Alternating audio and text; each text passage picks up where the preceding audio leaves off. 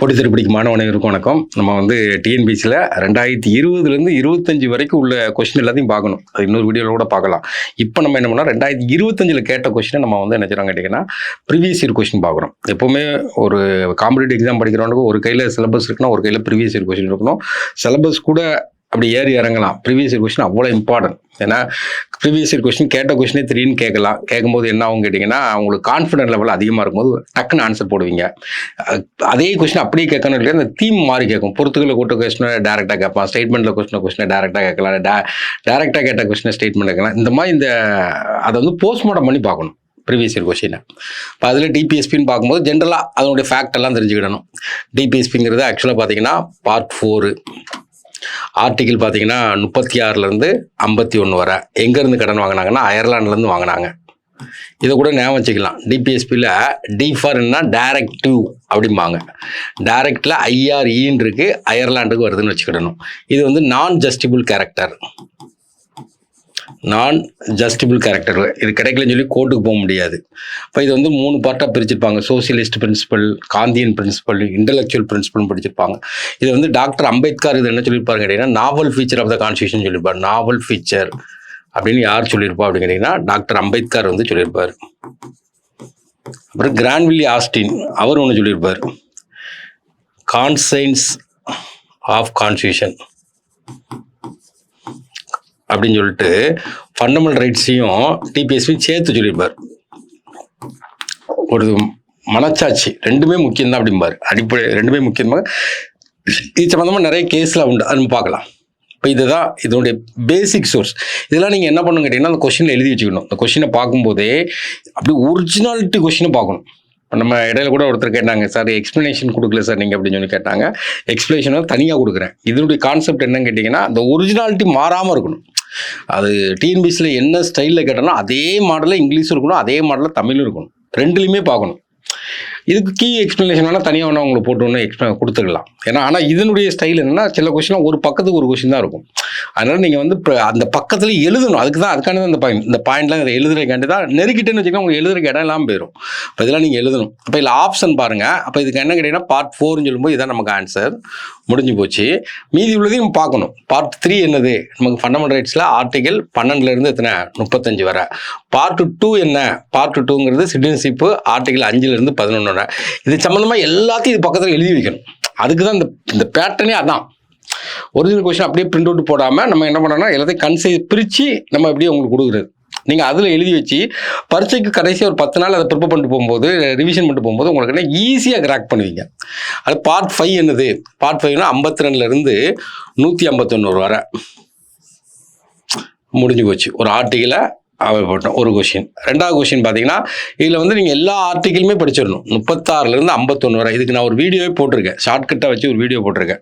நியூமெரிக்கலாக எப்படி ஞாபகம் வைக்கணும்னு சொல்லி போட்டிருக்கேன். அதை எடுத்து படிச்சுட்டா முடிஞ்சு போச்சு. இப்போ பொறுத்து மேட்ச் த ஃபாலோயிங் கேட்டிருக்கான். பார்ட் 40ங்கிறது வில்லேஜ் பஞ்சாயத்துங்கிறது எல்லாருக்கும் தெரியும். அது ஒன்று போட்டாவே உங்களுக்கு ஆன்சர் வந்துடும். 40ங்கிறது வில்லேஜ் பஞ்சாயத்து. 40 வயசுக்கு மேலே பஞ்சாயத்து போவாங்கன்னு வைக்கிறோம். அப்போ அந்த ஒன்றை பார்த்தாவே நமக்கு பார்த்தீங்கன்னா இந்த வந்துட்டு ஆன்சர். பொறுத்துக்களை ஒரு இது தெரிஞ்சாவே டக்குன்னு போடணும். 4மே தெரியணும் அவசியம் கிடையாது. ஏன்னா அப்போ நமக்கு பார்த்தீங்கன்னா மிச்சத்திரம் பார்க்கும். அப்போ ஒன்று இதை வச்சுன்னு போடும். அதில் ஒன்று தான் நமக்கு அந்த 3ங்கிறது வருது. ஏன்னா இதில் ஒன்று தான், இங்கே தான் 3 கொடுத்துருக்கான், இங்கே 1 கொடுத்துருக்கான், இங்கே 4 கொடுத்துருக்கான், இங்கே 2 கொடுத்துருக்கான். இப்போ நம்ம படிக்கும்போது எல்லாத்தையும் சேர்த்து படிச்சுக்கிட வேண்டியதான். ஏன்னா அப்போ நமக்கு என்னென்ன கொஷின்ஸ்லாம் வருது அப்படின்னு கேட்டிங்கன்னா, நமக்கு நார்மலாக 38ங்கிறது மினிமைஸ் இன்இக்வாலிட்டி அப்படிம்பாங்க. 38வது ஆர்டிகல் மினிமைஸ் இன்இக்வாலிட்டி அப்படிம்பாங்க. அந்த மினிமைஸ் இன்இக்வாலிட்டி அப்படிங்கிற போது அது மினிமைஸ் இன்இக்வாலிட்டிங்கிறது ஒரு வார்த்தை எப்போ கொண்டு வராங்கன்னா 44th அமெண்ட்மெண்ட்டில் 1978 கொண்டு வருவாங்க. அப்போ அதை வச்சு தான் ஈக்குவாலிட்டி பிஃபோர் லா அப்படிங்காங்க. முதல் ஸ்டேட்மெண்ட் அப்படி டேரெக்டாகி பொருந்தது.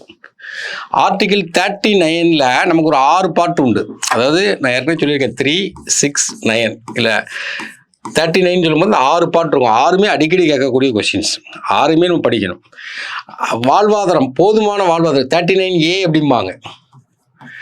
அடிக்யூட் மீன்ஸ் ஆஃப் லைவ்லிஹுட்பாங்க. Adequate means livelihood. 39Bங்கிறது equitable distribution of wealth. equitable distribution of wealth. 39C, prevent concentration of wealth.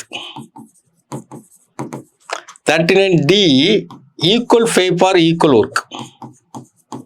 Equal pay for equal work.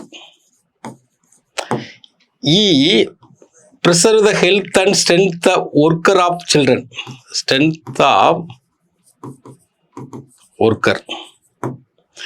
F healthy development of children. Healthy development of children. இது நீங்கள் எப்படியா ஞாபகம் வைக்கணும், இது கண்டிப்பாக கேட்பான். அப்போ நம்ம எப்படி வந்தீங்கன்னா ஏன்னா அடிக்யூட்டில் முதல் எழுத்து ஏன்னு வரும். அடிக்யூட் மீன்ஸ் ஆஃப் லைவ்லிஹுட்னா வாழ்வாதாரத்துக்கு போதுமானதை நீங்கள் ஏற்படுத்தி கொடுங்க அப்படிங்காங்க. பினா ஈக்குவட்டபிள் டிஸ்ட்ரிபியூஷன் ஆஃப் வெல்த், சொத்தை வந்து ஈக்குவலாக கொடுங்க அப்படிங்காங்க.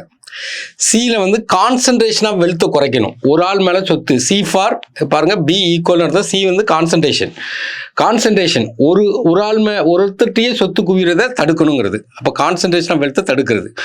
டி நம்ம ஏற்கனவே பார்த்தோம், போடி அப்படிங்கும். இப்போ போடாங்கிறது ஆணை குறிக்கும், போடிங்கிறது பெண்ணை குறிக்கும். இங்கே equal pay for equal work, ஆண் பெண்ணுக்கு சம ஊதியம் கொடுங்கன்னு அர்த்தம்.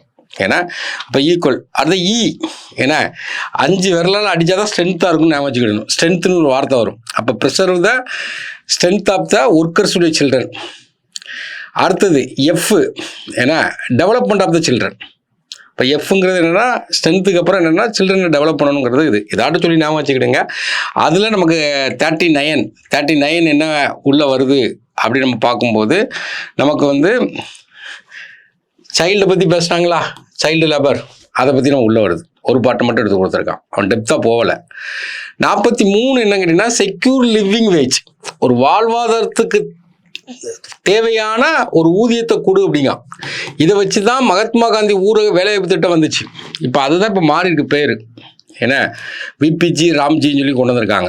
அப்போ வந்து இதில் இந்த லேபர் வருது. இப்போ டேரெக்டாகவே பொருந்திருக்கு. ஆனால் ஒன்று பொருந்தினாவே நம்ம ஆன்சர் அடிக்கிற மாதிரி தான் இருக்குது. அப்போ ஆர்டிக்கிளை படிச்சுக்கிறோம். எல்லா ஆர்டிக்கிளுமே ஒரு ஷார்ட்கட் இருக்கும், பார்த்துக்கிறோம். அடுத்தது பாருங்கள், அதே தான் கொடுக்காம பாருங்கள், directive principle of state policy எந்த ஆர்டிக்கிலேருந்து எந்த ஆர்டிக்கிளுங்க.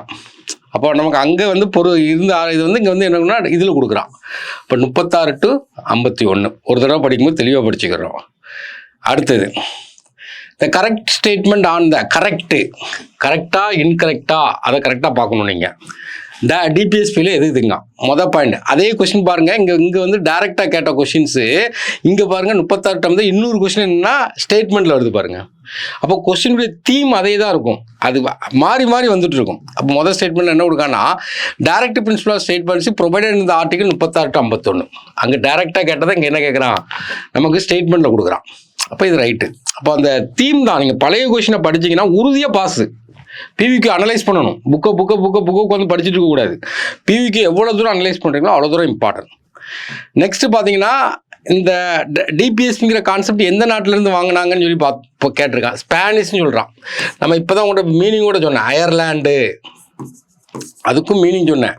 டைரக்டிவ்னு ஒரு வார்த்தை வருது, அதில் ஐஆர்இன்னு வருது, அயர்லாண்டு ஞாபகம் வச்சுக்கேன். அப்போ 2வது ஸ்டேட்மெண்ட் தப்பு. இப்போ 2வது ஸ்டேட்மெண்ட் தப்புன்னு சொல்லும் போதே நமக்கு ஆப்ஷன் 2 3 வெளியே போயிடும். ஏன்னா மொதல் ஸ்டேட்மெண்ட் ரைட்டு, 2வது ஸ்டேட்மெண்ட் தப்பு, இது வெளியே போயிடும், எழுதணும். அடுத்தது டைரக்ட் பிரின்சிபல் தான் சோல் ஆஃப் த கான்ஸ்டியூஷன் அப்படிங்காங்க. இப்போ இதுவும் கரெக்டு. நீங்கள் அதை இப்போ எடுத்தோடனே உங்களுக்கு அதை தான் கொடுப்பாங்க, சோல் ஆஃப் த கான்ஸ்டியூஷன், ஆன்மா என அழைக்கப்படும்பாங்க. அப்போ இந்த இடத்துல அப்போ எதில் வரணும்னா 1 3 ரைட்டு. 2வது ஸ்டேட்மெண்ட் தப்புனா இதுவும் தப்பாயிரும். அப்போ ஆட்டோமேட்டிக்காக 1 3 ரைட். அப்போ நமக்கு 50-50 எலிமினேஷனுங்கிறது கிடச்சிரும். அப்போ நமக்கு வந்து கொஸ்டினை வாசிக்கும் போது எல்லாத்தையும் சேர்த்து வாசிக்கிற மாதிரி பார்த்துக்கிடணும். அடுத்தப்படியும் பொறுத்துக்கு தான் கொண்டு வரான் பாருங்க. ஆர்டிகிள் தான் இந்த இடத்துல மீனிங், ஆர்டிகிள் தான். இந்த இடத்துல நீங்கள் என்ன பண்ணணும்னா பாலிட்டி படிக்கும்போது 4 பாயிண்ட், ஆர்டிகிள் ஃபுல்லாக மனப்பாடம் பண்ணிடுங்க, அமெண்ட்மெண்ட்டை ஃபுல்லாக மனப்பாடம் பண்ணிடுங்க, 12 ஷெட்யூலை படிச்சிருங்க, 25 பார்ட்டை படிச்சிருங்க. ஏன்னா அதான் மீனிங் அதில்.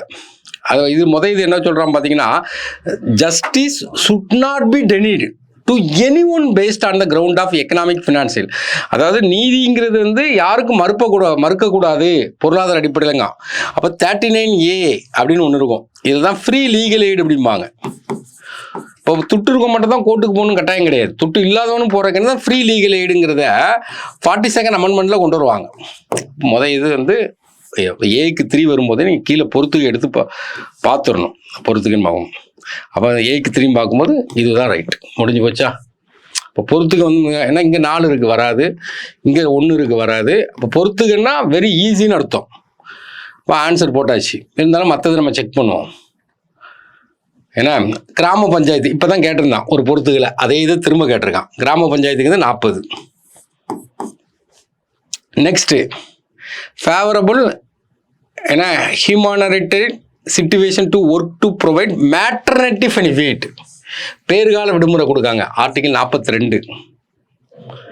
அடுத்தது எல்லாருக்கும் வேலை வாய்ப்பு கொடுங்க, என்ஷூர் ஒர்க், ஆர்டிகிள் 43. அப்போ நமக்கு 36லேருந்து 51 வரை ஆர்டிகிள் நீங்கள் படிச்சிங்கன்னா எல்லாமே படித்த மாதிரி இருக்கும். இப்போ டிபிஎஸ்பிங்கிறது இப்போ ஒரு 4 கொஸ்டின் கேட்டிருக்காங்க. ஆனால் கான்செப்ட் இவ்வளோ தான்.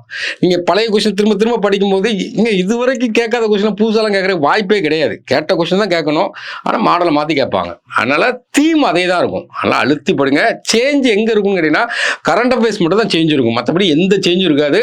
அழுத்தி திரும்ப திரும்ப திரும்ப திரும்ப படிங்க. எவ்வளோ போஸ்ட்மார்ட்டம் பண்ண முடியுமோ அவ்வளோ போஸ்ட்மார்ட்டம் பண்ணி பாருங்கள். தேங்க்யூ.